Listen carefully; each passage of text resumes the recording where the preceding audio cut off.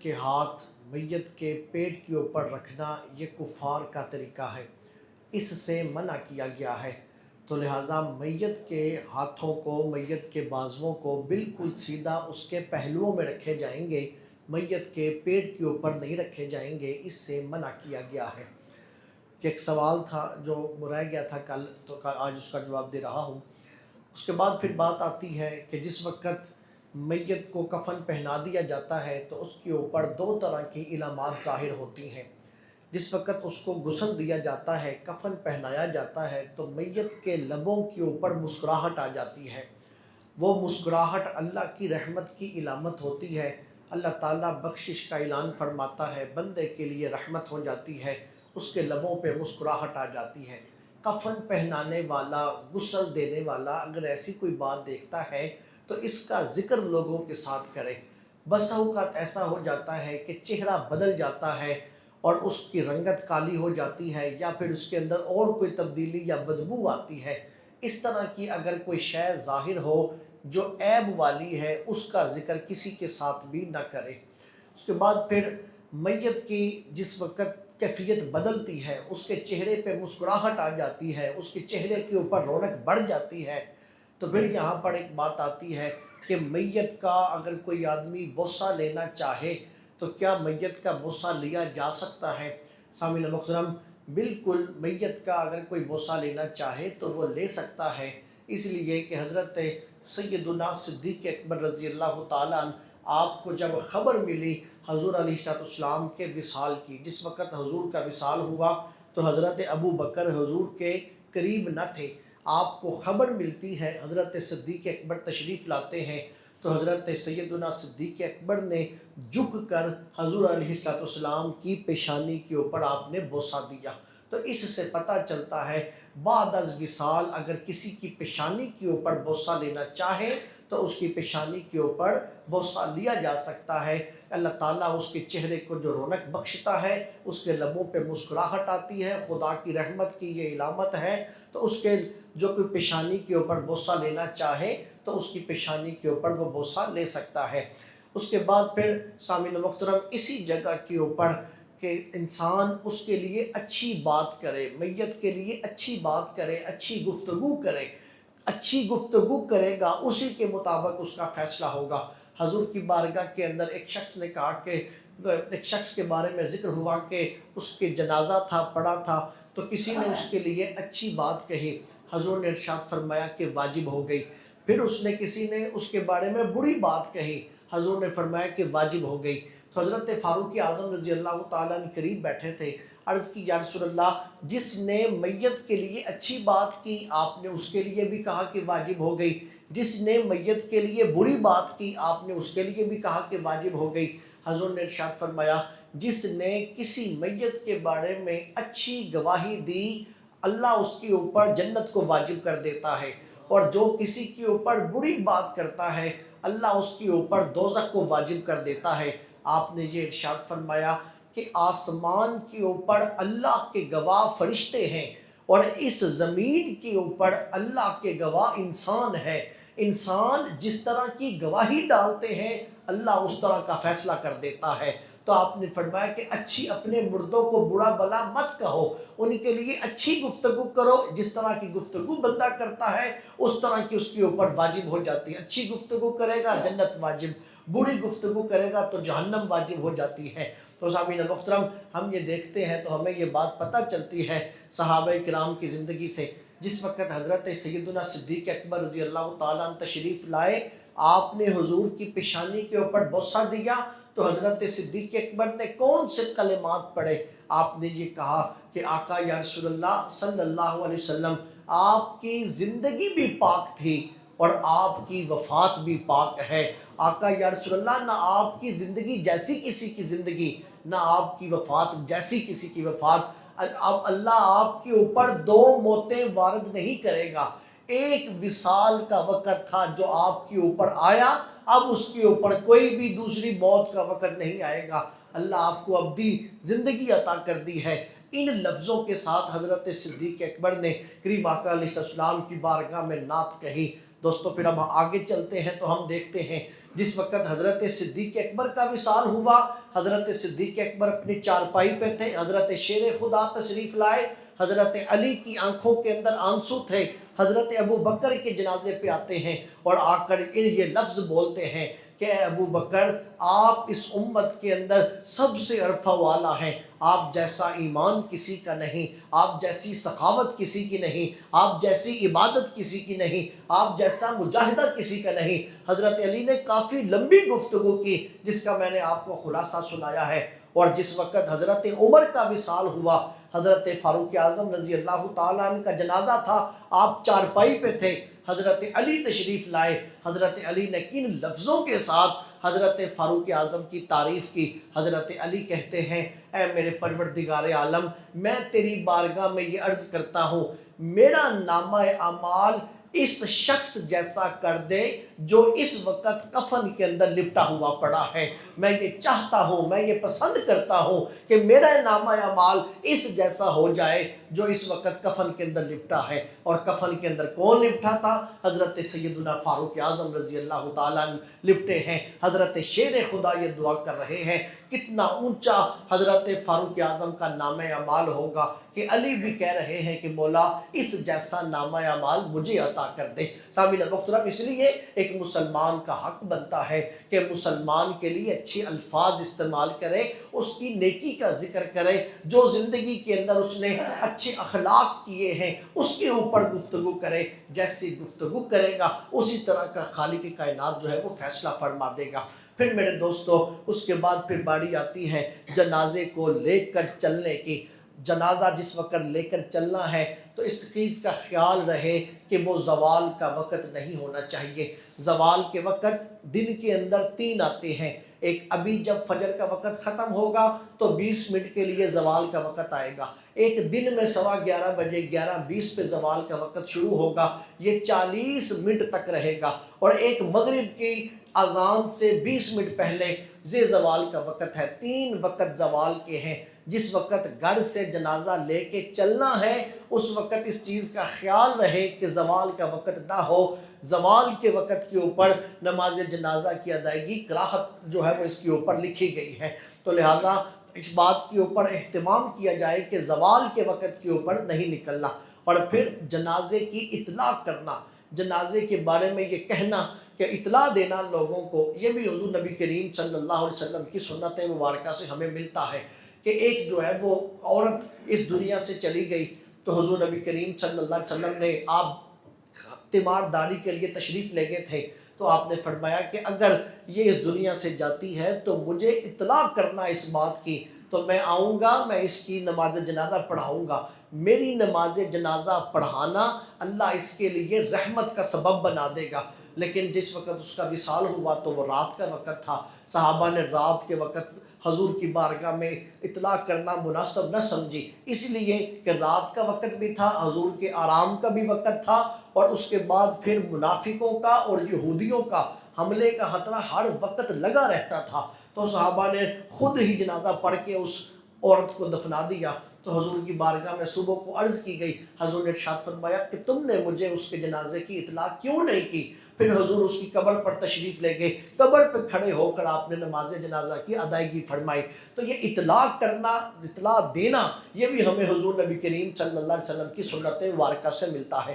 جتنی زیادہ لوگ جنازے کے اندر شریک ہو جاتے ہیں، جتنے زیادہ لوگ دعا کرتے ہیں، اللہ تعالیٰ اتنے ہی، اور پھر کہیں روایات کے اندر یہ بھی بات ملتی ہے جس جنازے کے اندر 40 بندے شریک ہو جاتے ہیں اللہ تعالیٰ اس کی بخشش کا اعلان کر دیتا ہے۔ تو جتنے زیادہ ہو سکیں اتنے جو ہے وہ کرنے چاہیے، اطلاع کرنی چاہیے تاکہ جنازہ زیادہ سے زیادہ ہو۔ اس کے بعد پھر جنازے کو لے کر نکلنا ہے۔ دوستو، جنازے کو لے کر نکلنا، جنازے کو کندھا دینا، یہ حضور کی سنت مبارکہ ہے، اور یہ جنازے کو کندھا دینا یہ عبادت بھی ہے۔ حضور نبی کریم صلی اللہ علیہ وسلم کل جہانوں کے اللہ تعالیٰ نے آپ کو سرداری عطا کی ہے۔ دوستو، وہ سردار ہو کے اپنے غلاموں کے جنازوں کو کندھا دیا کرتے۔ دوستو، حضرت سعد بن عبادہ کا جنازہ نکلا تو کریم آقا علیہ السلام نے حضرت سعد کے جنازے کو کندھا دیا۔ سامعین محترم، جب حضور سردار ہو کے اپنے غلاموں کے جنازوں کو کندھا دیتے ہیں، دوستوں پھر ہمیں بھی اس بات کو سمجھنا چاہیے، اس کے اوپر جھجک محسوس نہیں کرنی چاہیے۔ اور حضور نے یہ ارشاد فرمایا، جو شخص کسی جنازے کو کندھا دیتا ہے، کندھا دیتے ہوئے 40 قدم چلتا ہے، اللہ اس کے 40 کبیرہ گناہوں کو معاف کر دیتا ہے۔ سامعین محترم، صغیرہ گناہ نہیں، کبیرہ گناہ، کبیرہ گناہ معاف ہوتے ہیں اگر جنازے کو کندھا دے کے 40 قدم چلے۔ تو دوستو، کریم آقا علیہ السلام نے، آپ نے کندھا دیا اور آپ نے اس کی ترغیب دلائی، اور اب جو ہے وہ جنازے کو کندھا دینا یہ حضور نبی کریم صلی اللہ علیہ وسلم کی سنت مبارکہ ہے۔ اب کندھا جب دیا جائے گا تو اس کا طریقہ کار کیا ہوگا؟ کندھا دینے کے لیے 4 آدمی جو ہے کندھا دینے کے لیے ہونے چاہیے، 4 سے کم نہیں۔ 2 جو ہیں وہ مکروہ ہیں، اگر کہیں پہ رستہ تنگ ہو جاتا ہے، کہیں گلی تنگ ہو جاتی ہے، عذر بن جاتا ہے تو وہ اور بات ہے، ورنہ 4 آدمی جنازے کو کندھا دیں گے، چارپائی کو کندھا دیں گے۔ سامعین محترم، کلمہ شہادت پڑھتے ہوئے جنازے کو اٹھایا جائے گا، اور یہ کوئی مخصوص نہیں ہے کہ کلمہ شہادت ہی پڑھنا ہے، بلکہ جو کلمات مقدسہ انسان پڑھ سکتا ہے ان کی تلاوت کر لیں، اور اس کے ساتھ ہی جنازے کو اٹھایا جائے گا۔ اور جس وقت جنازے کو اٹھائیں گے، سب سے پہلے جس نے کندھا دینا ہے وہ سب سے پہلے جنازے کے دائیں طرف سرہانے کی طرف جو ہے کندھا دے گا اور 10 قدم چلے گا۔ اس کے بعد پھر وہ جنازے کے پاؤں کی طرف آ جائے گا، پاؤں کی طرف جو ہے وہ پکڑے گا چارپائی کا، اور اس کو جو ہے وہ 10 قدم چلے گا۔ پھر وہ جنازے کی بائیں طرف آ جائے گا، بائیں طرف جو ہے وہ کندھا دے گا، اور جو ہے وہ بائیں طرف کندھا دے گا اور 10 قدم چلے گا۔ پھر وہ بائیں طرف پاؤں کی طرف آ جائے گا اور آ کے وہاں پر وہ 10 قدم چلے گا۔ یہ 40 قدم پورے ہو جائیں گے۔ اسی کے اوپر ہی یہ بات ہے کہ جو 40 قدم چلے گا، اللہ اس کے 40 کبیرہ گناہوں کو معاف فرما دے گا۔ سامعین محترم، اب آگے مزید وہ چلنا چاہے تو وہ مزید چلتا رہے، لیکن جنازے کے اندر جو دوسرے لوگ ہیں انہیں چاہیے کہ اب وہ بھی جو ہے وہ جنازے کو کندھا دے۔ اس کے ساتھ جس نے جنازے کو کندھا دیا ہے ان کے لیے بھی آسانی ہوتی رہتی ہے، اور ساتھ جو ہے وہ سارے ثواب کے اندر بھی شریک ہوتے رہتے ہیں۔ تو یہ اس کے بعد پھر جو لوگ جنازے کے ساتھ چلتے ہیں ان ساتھ چلنے والوں کو آداب جو ہے یہ بتائے گئے۔ جو ساتھ چلیں وہ ہرگز بھی دنیاوی باتیں نہ کریں، وہ جنازے کے اندر ہنسے مت، اور جنازے سے آگے نہ چلیں، جنازے سے پیچھے رہیں۔ اگر آگے جانا ہے تو اتنا آگے چلے جائیں کہ جنازہ دور دکھائی دے، اگر جنازے کے بالکل ساتھ رہنا ہے تو پھر جنازے کے پیچھے چلیں، اور جنازہ کے پیچھے جب چل رہے ہیں تو اس وقت اپنی آخرت یاد کریں، اپنے جنازے کو یاد کریں۔ حضرت سیدنا عثمان غنی رضی اللہ تعالیٰ عنہ کے بارے میں یہ بات ملتی ہے کہ حضرت عثمان غنی جنازے کے ساتھ چلا کرتے تھے تو آپ کے آنسو رکتے نہیں تھے، آپ کی آنکھیں خشک نہیں ہوتی تھی۔ تو آپ کے غلام نے پوچھا کہ جس وقت جہنم کا جب وہ آخرت کا ذکر آتا ہے اس وقت آپ کی آنکھوں میں آنسو دکھائی نہیں دیتے، لیکن جس وقت آپ جنازے کے ساتھ چلتے ہیں تو آپ کی آنکھوں سے آنسو خشک نہیں ہوتے۔ تو حضرت عثمان غنی نے کہا، اس لیے کہ جنازہ دیکھتا ہوں تو قبر یاد آتی ہے، اور میرے اور آپ کے آقا مولا نے یہ ارشاد فرمایا کہ قبر آخرت کی منزلوں میں سے پہلی منزل ہے، جو یہاں کامیاب ہو گیا آخرت کی ساری منزلوں میں کامیاب ہو جائے گا، جو یہاں پھنس گیا وہ آخرت کی ساری منزلوں میں پھنس جائے گا۔ اس لیے آپ حضرت عثمان غنی کہتے ہیں، مجھے اس قبر کی فکر یاد آتی ہے، مجھے قبر کی جو ہے وہ وحشت سے اس بات کے اوپر آتا ہے، اور میری آنکھوں سے آنسو رکتے نہیں ہیں۔ اس لیے بندے کو اپنی قبر یاد کرنی چاہیے، جنازے کے ساتھ پیچھے چلتے ہوئے جو ہے وہ اپنی آخرت کو یاد کرنا چاہیے، اپنی فکر جو ہے کرنی چاہیے، نہ کہ دنیاوی باتیں، یا پھر انسان جو ہے وہ اس کے اندر ہنستا رہے اور وہ لہو و لعب کے اندر لگا رہے، اپنی ہی فکر کے اندر اور اپنی کیفیت کے اندر رہے، اپنے جنازے کی فکر کے اندر انسان جو ہے وہ آگے بڑھتا چلا جائے۔ اور اس کے بعد پھر جس وقت انسان جنازہ لے کر جنازگاہ کے اوپر پہنچتا ہے وہاں پر اس وقت تک بندہ نہ بیٹھے جب تک جنازے کو رکھ نہیں دیا جاتا۔ اگر جنازہ کندھے کے اوپر ہو تو پھر جو ہے بندہ بیٹھے، یہ جنازے کی تعظیم نہیں ہے۔ حضور علیہ السلام کی بارگاہ کے اندر آپ تشریف فرما تھے تو ایک جنازہ گزرا، حضور اٹھ کے کھڑے ہو گئے۔ جب حضور اٹھ کے کھڑے ہوئے آپ اتنی دیر کھڑے رہے جتنی دیر تک جنازہ نظر آتا رہا، جس وقت جنازہ نظروں سے اوجھل ہو گیا تو حضور جو ہے وہ آپ تشریف فرما ہوئے. تو صحابہ نے عرض کی یا رسول اللہ یہ جنازہ کسی مسلمان کا جنازہ نہیں تھا، یا رسول اللہ یہ جنازہ تو ایک یہودی عورت کا جنازہ تھا. حضور نے ارشاد فرمایا کہ وہ یہودی بعد میں تھی، پہلے وہ انسان تھی. فرمایا کہ وہ بھی ایک روح تھی جو اللہ نے اس کے اندر، اس دنیا کے اندر بھیجی. تو سامعین محترم، انسان کی تکریم کی خاطر حضور علیہ السلام نے جنازے کے لیے آپ اٹھ کے کھڑے ہوئے اور اس وقت تک کھڑے رہے جب تک جنازہ دکھائی دیتا رہا. تو جنازے کی تکریم کے لیے، جنازے کی تعظیم کے لیے کھڑے ہونا یہ کریم آقا علیہ السلام کی سنت مبارکہ ہے. اور جس وقت حضور یہودی عورت کے لیے آپ کھڑے ہو رہے ہیں تو پھر یہ سمجھ لیں کہ مسلمان کے جنازے کی کس قدر تعظیم ہے. تو اس وقت تک جب تک جنازہ جنازگاہ کے اندر رکھا نہیں جائے گا اس وقت تک بیٹھنا یہ مکروہ ہے، اس سے بچیں گے. جب جنازہ رکھ دیا جائے گا تو پھر اگر کوئی بیٹھنا چاہے تو بیٹھ سکتا ہے. جنازہ جب تک کندھوں کے اوپر ہے اس وقت تک جنازے کی تعظیم کے لیے کھڑے رہنا، یہ جو ہے وہ جنازے کی تعظیم کے لیے کھڑے رہنا یہ کریم آقا علیہ السلام کی سنت مبارکہ ہے. سامعین محترم، اس انداز کے ساتھ بندہ جو ہے وہ جنازے کے ساتھ چلتا ہوا اب جو ہے وہ وہاں پر جنازگاہ کے اندر پہنچ جاتا ہے. تو کریم آقا علیہ السلام کی ان سنن سے، کریم آقا علیہ السلام کی سنت مبارکہ سے ہمیں یہ پتہ چلتا ہے کہ جنازے کو لے کے چلنا اور پھر جنازے کے ساتھ چلنا، اس کے کیا آداب ہیں اور کیا احترام ہے. ہم لوگ جب جنازے کے ساتھ چلتے ہیں دنیاوی باتوں کے اندر مشغول رہتے ہیں، تو اس چیز سے حد الامکان جو ہے وہ بچنے کی کوشش کی جائے گی. اب یہاں پر ایک بات یہ بھی آتی ہے، جنازہ جو ہے کیا سواری کے اوپر لے کر جائیں گے؟